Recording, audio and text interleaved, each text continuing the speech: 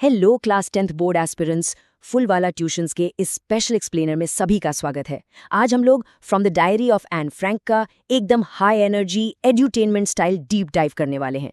ये वो चैप्टर है जो बोर्ड एग्जाम्स में गारंटीड मार्क्स दिलाता है। हमारा गोल बिल्कुल क्लियर है, इस रिविजन को फास्ट पेस्ड रखना और कॉन्सेप्ट्स को दिमाग में बिल्कुल सेट कर देना। इसके लिए हम एक्सक्लूसिव इंग्लिश का यूज करेंगे ताकि स्टोरी रिलेटेबल लगे और एग्जाम वाले हेवी इंग्लिश एकेडमिक टर्म्स आसानी से याद हो जाएं। तो चलिए बिना किसी डिले के सीधे कंटेंट पर आते हैं। Paper has more patience than people. जरा सोचिए, एक 13 साल की जूइश लड़की जिसके पास एक लविंग फैमिली है, आसपास इतने लोग हैं, फिर भी उसको ऐसी क्या डीप लोनलीनेस फील हुई कि उसने एक नॉन लिविंग पेपर को अपना सबसे बेस्ट लिसनर मान लिया। इसका सबसे क्रिटिकल एग्जाम कॉन्सेप्ट है पेशेंस। इंसान बहुत जल्दी बोर हो जाते हैं, राइट? वो दूसरों को जज करने लगते हैं, लेकिन पेपर चुपचाप बिना किसी जजमेंट के सब सुनता है। यही पेशेंस एन को उस अकेलेपन में एक सेफ स्पेस देता था, जहां वो अपने इंटरनल थॉट्स को फ्रीली एक्सप्रेस कर सकी। तो आज के इस Phoolwala tuitions master lesson plan में हम कवर करेंगे पहला, पेपर्स पेशेंस, दूसरा, कन्फाइडिंग इन डायरी किट्टी, तीसरा, द स्ट्रिक्ट मैथ टीचर, चौथा, द चैटरबॉक्स एसेज और आखिर में सबसे important Phoolwala tuitions exam tips. Section 1, papers patience. तो पेपर एक्चुअली लोगों से जीत कैसे जाता है, देखिए इसके कुछ मेन रीजंस हैं। पहला, पेपर का कोई टाइम बाउंड्री नहीं होता। रात के 2 बजे हों या दिन के 12, वो हमेशा अवेलेबल है। दूसरा ये कि वो कभी इंटरप्ट नहीं करता और कभी दूसरों की बातें सुनकर बोर नहीं होता। एक ह्यूमन लिसनर शायद उठकर चला जाए, पर पेपर वहीं रहता है। और तीसरा, सबसे इंपॉर्टेंट पॉइंट, ये सारे पर्सनल थॉट्स को पेशेंटली एब्जॉर्ब करता है। जैसा हम फुल वाला ट्यूशंस में हमेशा बताते हैं, एने अपनी फीलिंग्स, जिन्हें वो म्यूजिंग्स कहती थी, पेपर पर इसलिए उतारती थी क्योंकि इंसानों में उतना लंबा और उतना डीप सुनने की पेशेंस होती ही नहीं है। बोर्ड एग्जाम के आंसर्स में ये पॉइंट्स एकदम डायरेक्ट लिखने हैं। Section 2, कन्फाइडिंग in diary kitty. चलिए एन्स वर्ल्ड का एक परफेक्ट ब्रेकडाउन करते हैं। उसके पास दुनिया की सारी बेसिक खुशियां थी, लविंग पेरेंट्स थे और एक 16 साल की बड़ी बहन थी। सोशल सर्कल की बात करें तो लगभग 30 लोग थे जिन्हें वो फ्रेंड्स बुला सकती थी। लेकिन यहाँ एक कैच है, इनमें से कोई भी ट्रू फ्रेंड नहीं था जिससे वो अपने डीप सीक्रेट्स शेयर कर सके। एक ऐसी जगह जहां वो सच में कन्फाइड कर सके। इसके अलावा वो अपनी ग्रैंडमदर से बहुत प्यार करती थी और उनके गुजरने के बाद उन्हें डीपली मिस करती थी। और हाँ, उनकी स्कूल की हेडमिस्ट्रेस मिसेस कुपेरिस, उनके साथ एन का एक बहुत ही टीयरफुल और इमोशनल फेयरवेल हुआ था। ध्यान देने वाली बात यह है कि एन ने डायरी शुरू करते ही ये सारा बैकग्राउंड इसलिए लिखा ताकि पढ़ने वाला उसके थॉट्स को ईजिली समझ सके।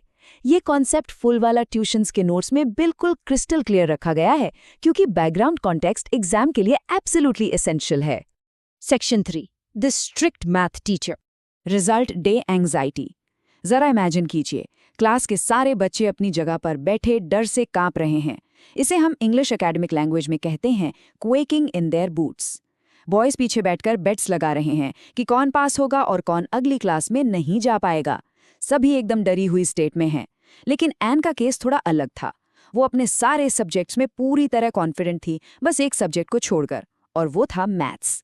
इसका सबसे बड़ा रीजन ये था कि strict old foggy maths teacher mister Keesing के साथ उसकी इक्वेशन बिल्कुल अच्छी नहीं बैठ रही थी। यहाँ एक गोल्डन वोकैबुलरी वर्ड समझना जरूरी है, इनकरेजिबल। इसकी डेफिनेशन एकदम क्लियर है, एक ऐसा पर्सन या बिहेवियर जिसे कभी करेक्ट, इम्प्रूव या रिफॉर्म ना किया जा सके। मिस्टर कीजिंग एन के लिए इस वर्ड का यूज करते थे क्योंकि वो उसके नॉन स्टॉप क्लास में बात करने की आदत से कॉन्स्टेंटली अनॉयड रहते थे।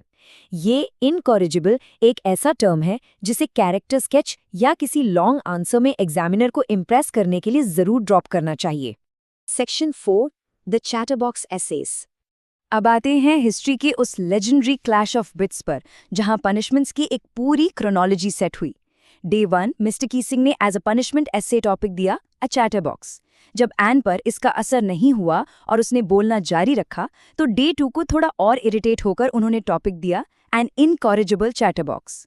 और जब तीसरी बार एन पकड़ी गई तो सब्र का बांध ही टूट गया। उन्होंने पूरी क्लास के सामने उसका मजाक उड़ाते हुए सबसे अजीब सा एसे टॉपिक दिया, quack quack quack said mistress chatterbox. ये टाइमलाइन साफ दिखाती है कि एक स्ट्रिक्ट टीचर कितना डेस्परेट हो चुका था। लेकिन एन कहाँ आसानी से हार मानने वाली थी। एक तरफ एन की शार्प विटी लॉजिक थी और दूसरी तरफ एक फ्यूरियस गुस्से में भरा टीचर। पहले ऐसे में एन ने एक सॉलिड डिफेंस प्रेजेंट किया। उसने लिखा कि टॉकिंग तो एक स्टूडेंट का बेसिक ट्रेट होता है, और उसने सबसे ब्रिलियंट लॉजिक ये दिया कि ये ज्यादा बोलने की आदत उसने अपनी माँ से इनहेरिट की है, मतलब ये एक इनहेरिटेड ट्रेट है। अब भाई जीन से मिली चीज को कोई कैसे बदल सकता है। एन की इस क्लेवर बायोलॉजिकल रीजनिंग को सुनकर मिस्टर कीजिंग का सारा गुस्सा धरा का धरा रह गया और वो एक्चुअली में अपनी हंसी नहीं रोक पाए। तर असली क्लाइमैक्स तब आया जब तीसरा और आखिरी टॉपिक मिला। तीसरी पनिशमेंट के लिए एन ने एक दोस्त की मदद से एक मास्टरपीस पोयम लिखी। स्टेप 1 कहानी थी एक मदर डक, एक फादर स्वान और उनके 3 छोटे डकलिंग्स की। स्टेप 2 उन बेचारे डकलिंग्स को उनके ही पिताजी ने चोंच मार मार के इसलिए मार दिया क्योंकि वो बहुत ज्यादा क्वैक क्वैक करते थे। ये बहुत ही डार्क लेकिन डायरेक्ट सटायर था खुद मिस्टर कीजिंग पर। और स्टेप 3 मिस्टर कीजिंग का सेंस ऑफ ह्यूमर जाग उठा। वो इस जोक को एकदम ठीक से समझ गए। उन्होंने पूरी क्लास को वो पोयम पढ़कर सुनाई और फाइनली हमेशा के लिए एन को बातें करने पर पनिश करना बंद कर दिया। Section 5 Phoolwala tuitions exam tips. चलिए एक रैपिड फायर रिवीजन करते हैं एन की कैरेक्टर स्केच कीवर्ड्स का। जब भी एन की पर्सनालिटी एक्सप्लेन करनी हो तो अपने हिंदी स्ट्रक्चर्ड फ्लो वाले आंसर्स में ये exact English terms seamlessly drop करने हैं। पहला कीवर्ड इंटेलिजेंट एंड मैच्योर, जिस लेवल की डायरी उसने लिखी वो उसकी मैच्योरिटी दिखाता है। दूसरा विटी एंड क्रिएटिव, जैसे उसने पोएम्स और एस्से से अपने स्ट्रिक्ट टीचर को आउटस्मार्ट किया। तीसरा सिंसियर, क्योंकि वो अपनी पढ़ाई और अपने इंटरनल थॉट्स दोनों के प्रति बहुत ऑनेस्ट थी। और चौथा एन इनकॉरिजिबल चैटरबॉक्स। ये कंसेप्ट फुलवाला ट्यूशंस के नोट्स में क्लियर है। अगर इन कीवर्ड्स को सही कॉन्टेक्स्ट के साथ अंडरलाइन कर दिया तो टॉप मार्क्स आने ही आने हैं। तो आखिर में सबसे बड़ा सवाल, क्या सभी क्लास 10 बोर्ड एस्पिरेंट्स आने वाले एग्जाम्स को टैकल करने के लिए पूरी तरह तैयार हैं? क्या अब रिवीजन करते वक्त पेपर जैसी पेशेंस और क्वेश्चंस को आउटस्मार्ट करने के लिए एन फ्रैंक जैसी विट और क्रिएटिविटी समझ में आ चुकी है? इन कॉन्सेप्ट्स और कीवर्ड्स के साथ हर स्टूडेंट का कॉन्फिडेंस एकदम पीक पर होना चाहिए। यही वो माइंडसेट है जो टॉपर्स को भीड़ से अलग बनाता है।